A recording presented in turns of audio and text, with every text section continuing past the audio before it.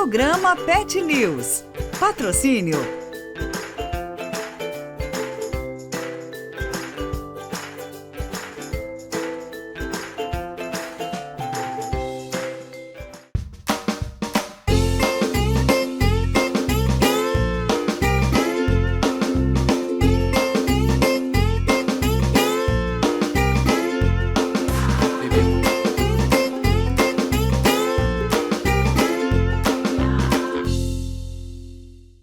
Olá, bem-vindos ao Pet News, um programa feito especialmente para você que tem um animalzinho em casa e gosta de ficar por dentro das novidades dessa área. E quero te convidar a participar conosco através das nossas redes sociais. E para começar o nosso programa, vamos falar desse problema tão comum entre os nossos pets, que é a ansiedade por separação.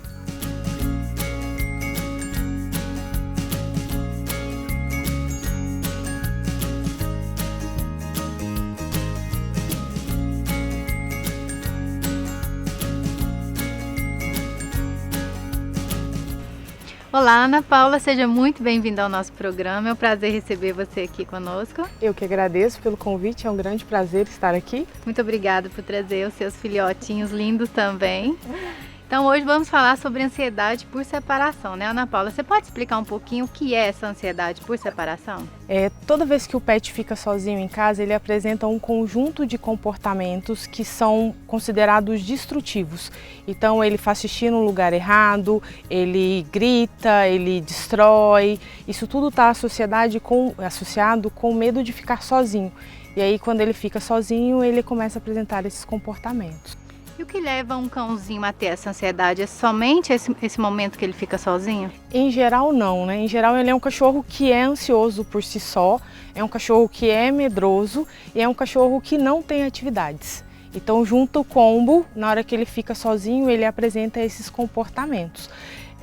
Mas é legal chamar a atenção aí que a gente precisa de entrar com algumas questões para ajudá-lo.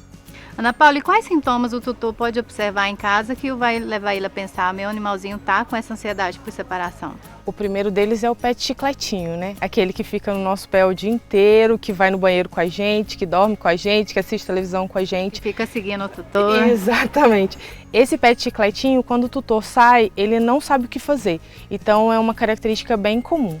A segunda questão é toda vez que o tutor sai, ele apresenta um comportamento incorreto.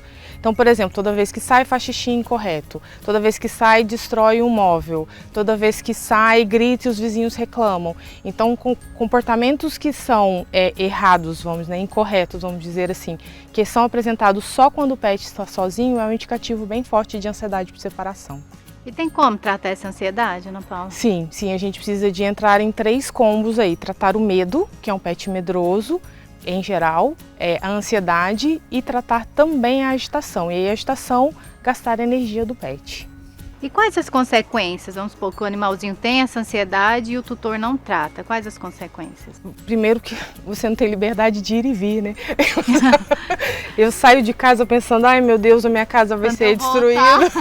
Quando voltar. Ai meu Deus, o vizinho vai me ligar daqui 5 minutos, eu não posso descer para pegar por exemplo, eu moro no apartamento, não posso descer para pegar uma correspondência que o pet vai gritar e o vizinho vai reclamar, vai incomodar. Não posso sair à noite, né, para namorar, porque o meu vizinho vai me matar porque ele não consegue dormir. Então, assim, a primeira coisa é a liberdade de ir e vir. Mas para o pet também é muito ruim, porque um pet que tem ansiedade por separação, como ele tem medo, ele pode ter inclusive algumas consequências físicas, como babar, lamber demais, entrar no estágio de pânico. Pode prejudicar a aceleração do coração e etc. Então tem uma série de questões. Até a saúde, né? Exatamente. E o que o tutor pode fazer para evitar, Ana Paula? Tá, filhotes. Construir momentos que são do pet. Então, por exemplo, ele vai ter um momento de roer alguma coisa sozinho lá no quartinho, na caminha dele. Alguma coisa que o dono vai dar para ele roer. Exatamente. Então, sei lá, dou um casco, uma orelha, um chifre, um Kong, alguma coisa para ele roer e deixo ele naquele momento que é dele. Então, algumas pequenas separações. Isso positivo, né? A outra coisa é, durante o filhote, ter alguns momentos que você sai, mesmo, ai, eu não estou em pandemia, estou fazendo home office. Ok, 5 minutos, saia 5 minutos de casa, vá lá na porta, respira. Passear. Aumenta 10 minutos, vai aumentando para ele aprender a ficar sozinho. e ter uma rotina de atividades. O pet que tem ansiedade por separação, ele precisa de atividades. Então, ele, em geral, ele tem muita energia. Eu brinco com os meus clientes, que é assim, ó, final de semana, missão, gastar a energia do pet, porque durante a semana trabalhando não dá. Ou no feriado. Então, assim, brincar, sair, rotina de passeio, se não conseguir gastar energia, creche ou levar algum amiguinho para brincar. Então, a gente precisa de ter uma rotina aí. Então, tem que gastar a energia do pet, senão ele vai acabar dando trabalho. Sim, né? ajuda. Ana Paula, e você acha que essa ansiedade aumentou depois da pandemia? Sim, eu brinco que é o mal pós-pandemia. O que acontece? Como todo mundo mudou a rotina e passou a ficar mais tempo dentro de casa, então, consequentemente, o pet acostumou a ficar com o tutor 24 horas. Então, voltar às atividades agora está sendo um grande problema. Acostumou ali todo dia, o dono em tempo casa. inteiro, né? E tem algum animalzinho, alguma raça que tem uma tendência maior a ter essa ansiedade? Não. Assim, eu vejo cães que têm muita energia, mas, por exemplo, a Yoko, ela é um cachorro que tinha ansiedade por separação e é um Chow que, na teoria, é um cachorro mais tranquilo, entendeu? E tem um animalzinho a mais, ajuda? Então, pode ajudar, porque o cachorro aprende, tem uma companhia e gasta energia, os dois brincando. Mas eu brinco muito que também pode ser formação de quadrilha e os dois aprontarem juntos. Fica até pior. Então, assim, em geral eu não indico, porque pode ser que vire uma quadrilha. E você acha que sim, que um pet que mora em apartamento, ele tem uma tendência maior a ter essa ansiedade por causa do espaço, por ser um local menor? Se ele tiver atividade, não tem muito a ver, entendeu? É realmente uma questão de organizar um tempo do pet. Eu vou dar um exemplo. Eu, Ana Paula, eu chego em casa, meus horários são um caos. Eu chego em casa indiferente do horário. E aqui eu posso fazer isso, né? Se eu chego 6 horas, se eu chego 7 horas, se eu chego 10 horas, eu pego os cachorros e dou 2 voltas na praça. Então, eles têm essa rotina. Então, isso me ajuda a fazer essa manutenção, entendeu? A questão realmente é quem consegue fazer isso.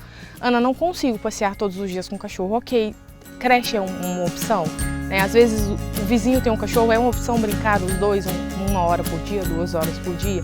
Então, tentar realmente organizar a rotina do pet. Ana Paula, então qual dica que você dá para o proprietário que tem um animalzinho em casa e que está muito agitado, está com sintomas de ter ansiedade? Primeiro, assim, organizar a rotina, acho que é o mais importante de todos. A segunda questão é começar a fazer alguns momentos pequenos, se for possível, de separações, e aí, dependendo do nível, é realmente chamar um profissional. Ana Paula, então passear com o cachorrinho é muito importante, né? Sim, tanto para casos de ansiedade por separação, quanto para casos que estão aí relacionados com qualquer queixa comportamental. Então, quando a gente pensa em passear, é um enriquecimento ambiental, físico, porque ele vê um ambiente diferente, é um enriquecimento ambiental social, porque ele vai ver pessoas, pets diferentes, e além disso ainda ajuda a gastar energia, então o passeio é extremamente importante. E hoje, né, Ana Paula, existem muitas opções. O tutor às vezes não pode passear com o animalzinho, mas existem creches, existe hoje profissões que as pessoas vão na sua casa e passeiam com o animalzinho. É muito legal, é bom ter essas opções, mas o passeio é um momento de conexão com o tutor. Então, quem pode... O ideal é fazer com o tutor, então. Exatamente. Mas a gente trabalha com o real. Então, às vezes, o ideal não é o real. Então, se não consegue passear, contrate um dog walker ou mesmo uma creche que é excelente, né? Excelente opção. Ana Paula, então eu queria te agradecer pela sua participação, por ter trazido seus animaizinhos para estar aqui conosco, são muito lindos, e por compartilhar seu conhecimento com o nosso público. Muito obrigada. Eu que agradeço pelo convite, por estar aqui. Muito obrigada. E no próximo bloco vamos falar sobre suplementos para cães e gatos. Não saiam daí, voltamos já já.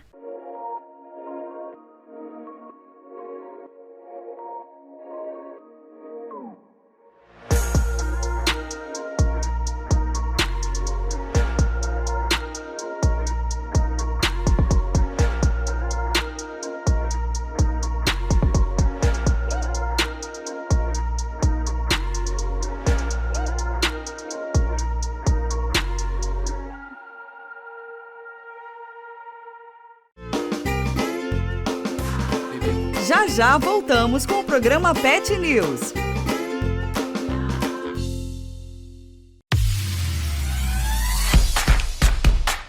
A Lagoa TV realiza para sua empresa lives, comerciais, vídeos institucionais, reportagens, transmissões de eventos e vídeos de ofertas com mídia visual completa. Tudo isso para alavancar seu negócio ou seu evento. Lagoa TV. Ótimas ideias passam por aqui. Junte-se a nós!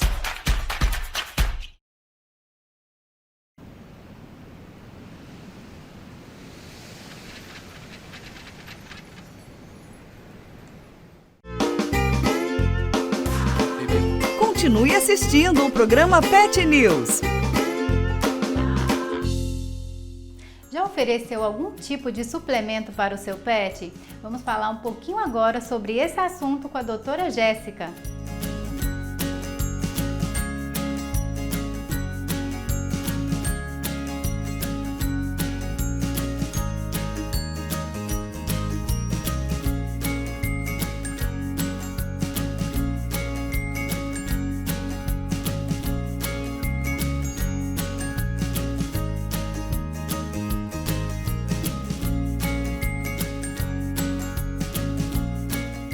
Jéssica, é um prazer receber você no nosso programa. Eu que te agradeço pelo convite, Daiane.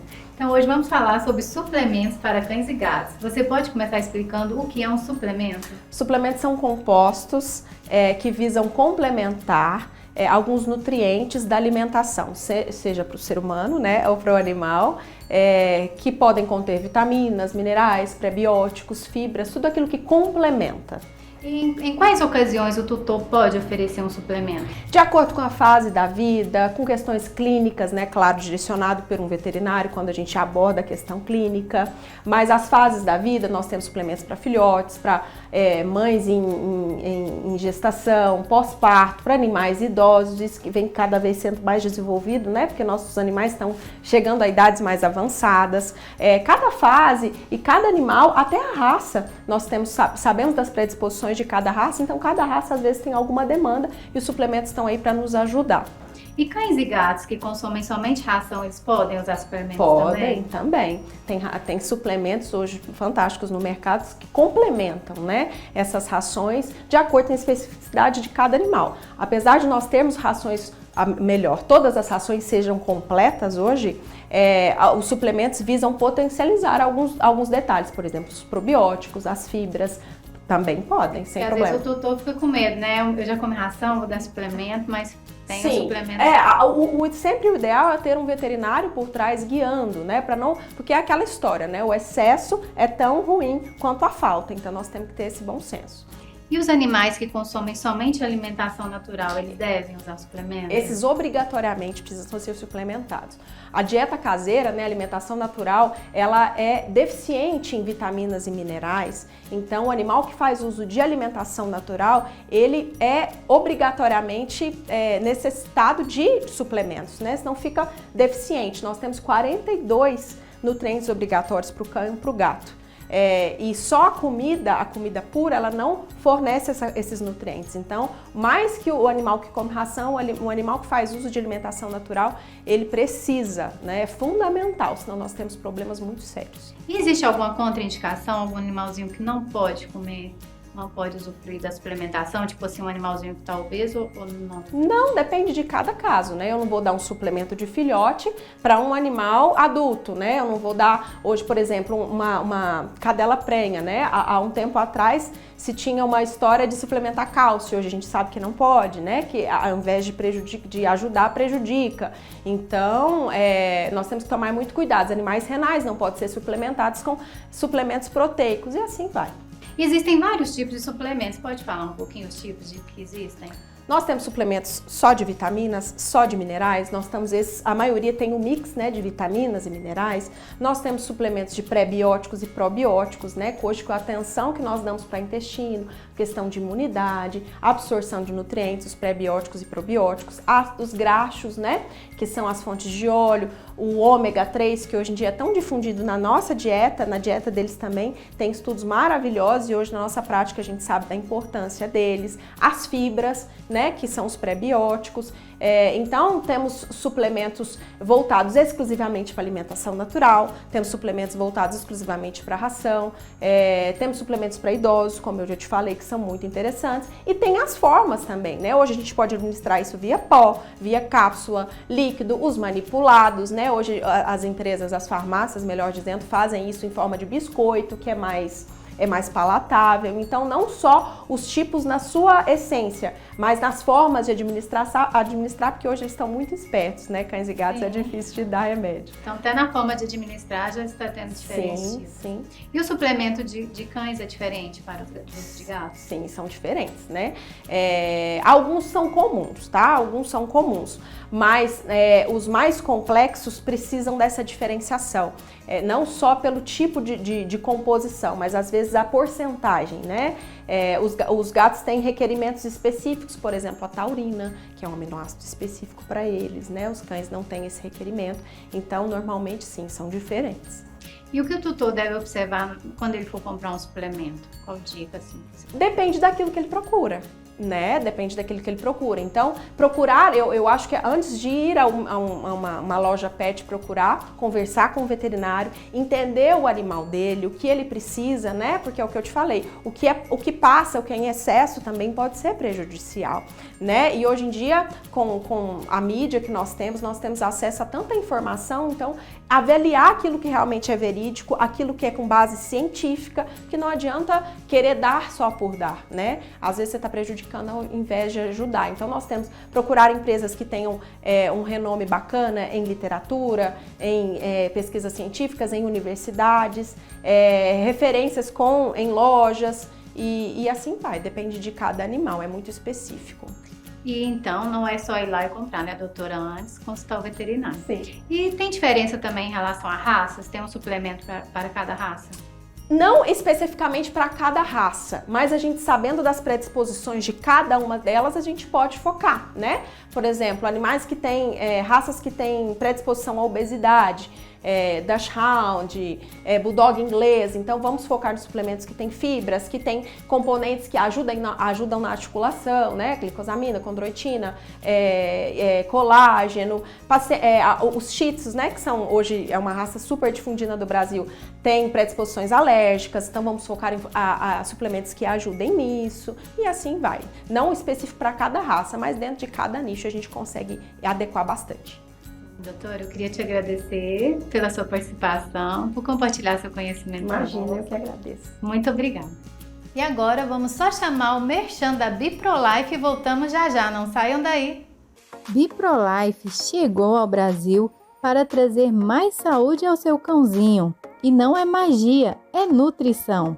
BiProLife é um suplemento totalmente natural, sem conservantes e sem corantes, e possui inúmeros benefícios para o seu pet. BiProLife aumenta a resistência a doenças, melhora as condições de locomoção, fortalece as estruturas ósseas e dá mais brilho ao pelo. É um concentrado proteico rico em ômega 3, 6 e 9, com baixas calorias e baixo teor de sódio. Pode ser oferecido junto à ração ou comida ou pode ser diluído em água. É recomendado por veterinários para todas as idades do seu melhor amigo, sem contraindicações. Quer que o seu pet tenha uma vida mais longa e saudável? Ofereça BiProLife. E no próximo bloco vamos falar sobre as principais doenças nos olhos de cães e gatos. Não saiam daí, voltamos já. É hora de investir e a Brumax tem a oportunidade certa para você. Seja um micro franqueado Brumax. Um modelo único de negócio criado para você lucrar e conquistar a sua independência financeira. O tapete personalizado é um produto de excelente qualidade, com alta demanda no mercado e retorno financeiro imediato. Você não precisa ter um ponto comercial e nem estoque. Tenha seu próprio negócio, a sua independência financeira e lucre muito sendo um micro franqueado Brumax.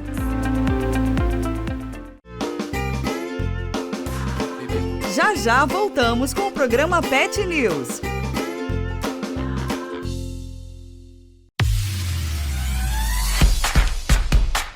A Lagoa TV realiza para sua empresa lives, comerciais, vídeos institucionais, reportagens, transmissões de eventos e vídeos de ofertas com mídia visual completa. Tudo isso para alavancar seu negócio ou seu evento. Lagoa TV. Ótimas ideias passam por aqui. Junte-se a nós.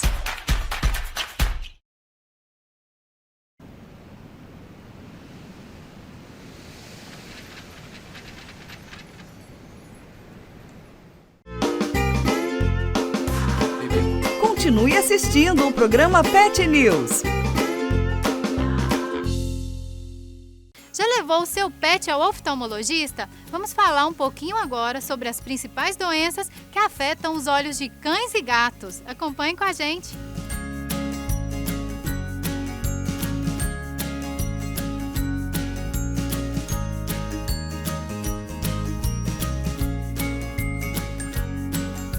Doutora Ana Clara, é um prazer receber você aqui no nosso programa. Seja muito bem-vinda.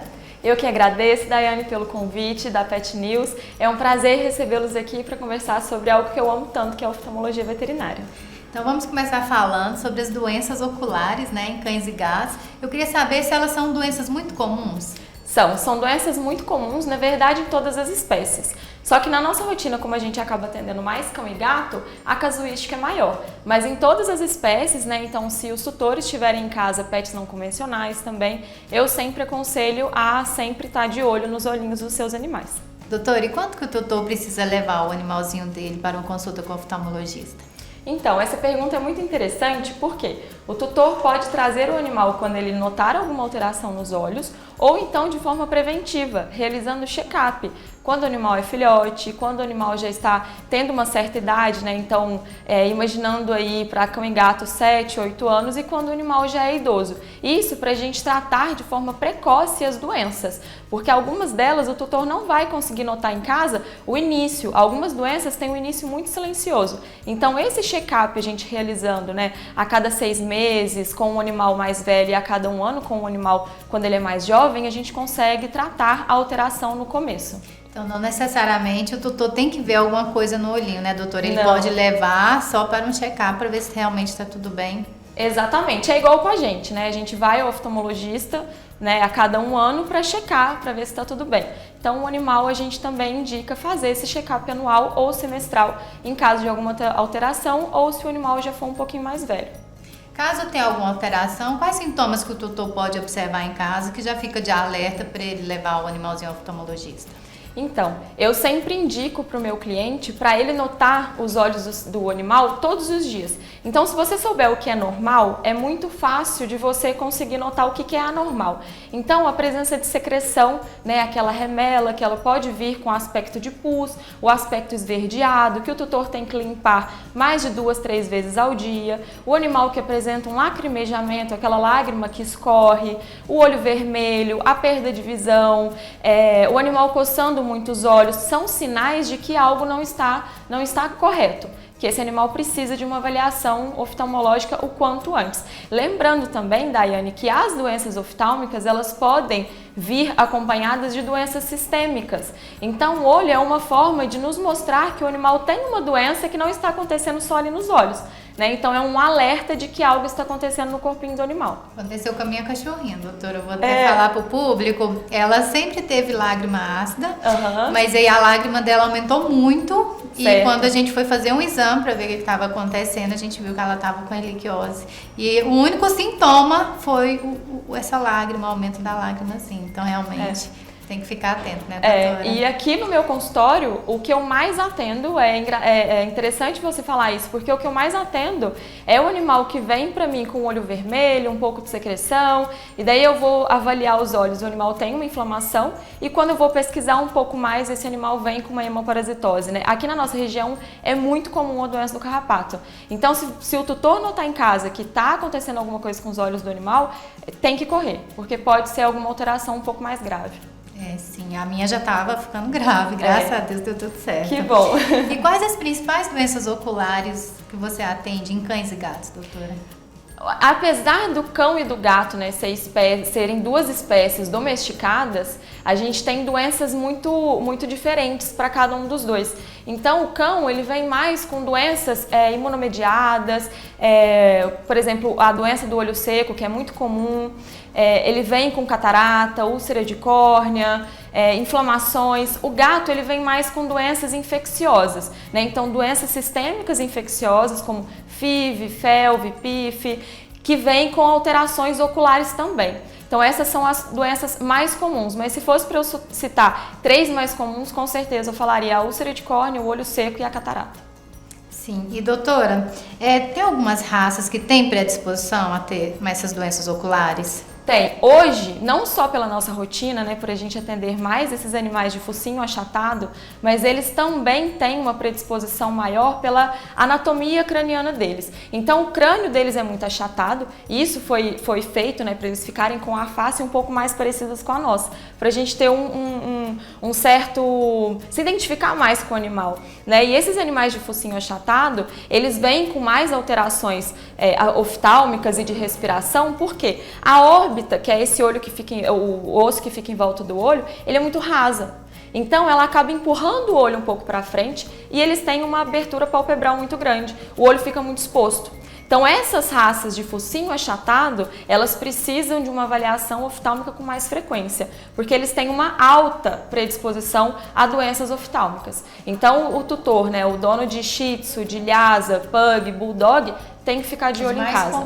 São os mais comuns. É o que a gente mais atende na oftalmologia veterinária, com certeza. Doutora, e você pode explicar um pouquinho sobre a secreção ocular? O que o tutor vai observar em casa que chamaria atenção? Sim. A secreção ocular é aquela remela, né, que a gente nota que pode se formar aqui no cantinho medial do olho, ou aquela remela que fica mais aderida nas pálpebras. Isso vai depender muito de qual alteração que o animal tem. Só que o mais importante da gente de conversar é que essa secreção ela pode vir ou não acompanhada por uma infecção. Então no cão a gente nota uma secreção que é essa remela, que ela pode ser um pouco mais amarela, um pouco mais branca, ela pode ser uma deficiência de lágrima, né? Então uma deficiência na quantidade, na qualidade. No gato a gente pode ver uma doença infecciosa levando a essa alteração. Mas o que vocês vão notar em casa? É aquela secreção, é aquela remela que fica com mais aspecto de pus, que fica com aspecto leitoso. Isso. Né, mas a secreção, essa remela que o tutor nota, né? Se ele limpar 1, 2 vezes ao dia, aquela que se forma no cantinho e fica mais durinha, normal, ok. Agora, se o animal começar a apresentar, o tutor limpa 1, 2, 3, 4 vezes ao dia e ela tem uma forma mais de pus, de nata, de esverdeada, aí o tutor tem que ficar atento, porque pela pode ser cor também, alguma a alteração. consistência. Sim. E úlcera de córnea, doutora? A úlcera de córnea é um machucado, né? Então a córnea é a primeira camada do nosso olho, onde a gente coloca a lente de contato, e a úlcera é uma lesão, como se fosse um arranhado na pele. Esse arranhado, ele pode ter profundidades, né? Então eu posso ter uma úlcera mais superficial, que é uma úlcera mais simples de ser tratada, uma úlcera profunda, uma úlcera extensa, uma úlcera contaminada. Isso vai depender muito de qual ulceração o animal tem, qual a causa dessa ulceração, o tempo de progressão, se ela é contaminada ou não, e tudo isso vai ajudar no nosso diagnóstico. O que o tutor tem que notar em casa para caso de úlcera de córnea? O animal fica com o olho fechado, ele coça os olhos, ele tem secreção, o olho fica vermelho, ele tem muito incômodo à luz. Então esses são os sinais mais clássicos da úlcera de córnea. Se o tutor notar esses sinais, ele tem que correr ao oftalmologista. E outra que você falou também, a catarata. A catarata, sim. A catarata é algo, assim, eu acredito que seja o mais conhecido por todos, né? Porque acho que é o que mais atinge, tanto na veterinária quanto na medicina humana. Então, acho que a gente encontra muito as duas medicinas nessa alteração. A catarata é uma opacidade intraocular, então a gente tem uma lente intraocular que se chama cristalino, e dentro dessa lente a gente tem uma opacificação. Então o conteúdo dessa lente ele é transparente por natureza. E com o tempo ou por alguma alteração, sendo primária ou secundária, a lente passa de transparente para opaca. E isso é a catarata, né? Lembrando que a catarata, ela tem um tratamento e esse tratamento é cirúrgico. Não existe colírio capaz de dissolver, retardar ou promover a cura da catarata. Tá? É aquele embaçamentozinho que a gente vê, principalmente isso. dos animaizinhos que estão mais velhos. Exatamente. E doutor, e todas essas enfermidades que você falou tem tratamento? Se Todas... a pessoa procurar a tempo, tem como tratar o olho do animalzinho? Todas elas têm tratamento, né? Alguns tratamentos cirúrgicos, alguns tratamentos clínicos, né? A gente tem doenças que levam à cegueira, por exemplo, de forma reversível, que é a catarata. A gente tem doenças que levam à cegueira irreversível, por exemplo, no caso do glaucoma, mas todos eles a gente tem que tratar. Isso é muito comum, né? O tutor chegar para mim no consultório e falar exatamente da forma que você me disse. Ai, meu animal tem a lágrima ácida. Isso é um mito. Por quê? Primeiro que a lágrima, ela tem a composição dela, ela tem o pH dela natural, só que não é o pH que causa essa mancha escura nos olhos, né, no pelo. Ela tem o pH que, na verdade, ele é mais básico do que ácido, e o que acontece é que, pela composição da lágrima, a gente tem alguns componentes que, quando a lágrima entra em contato com o pelo e com a pele do animal, a bactéria, né, a colônia de bactérias boas, elas vão reagir com a lágrima e com o sol vai formar aquela coloração. Então, o problema não é o pH da lágrima, o problema é eu ter lágrima onde não é para ter.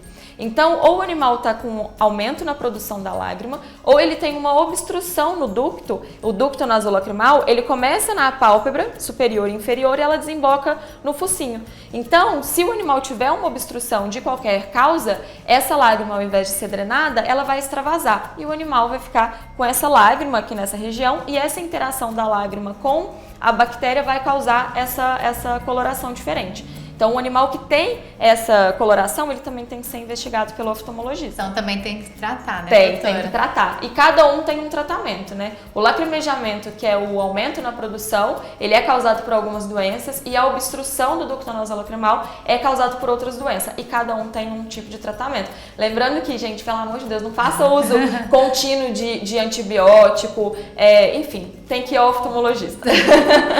Muito obrigada, doutora, por sua explicação. Adorei. Eu que agradeço, eu também adorei vocês. Muito obrigada. Obrigada a você. Espero que vocês tenham gostado do nosso programa, sempre com muitas dicas e informações que vão te ajudar a cuidar melhor do seu bichinho. Até o próximo Pet News.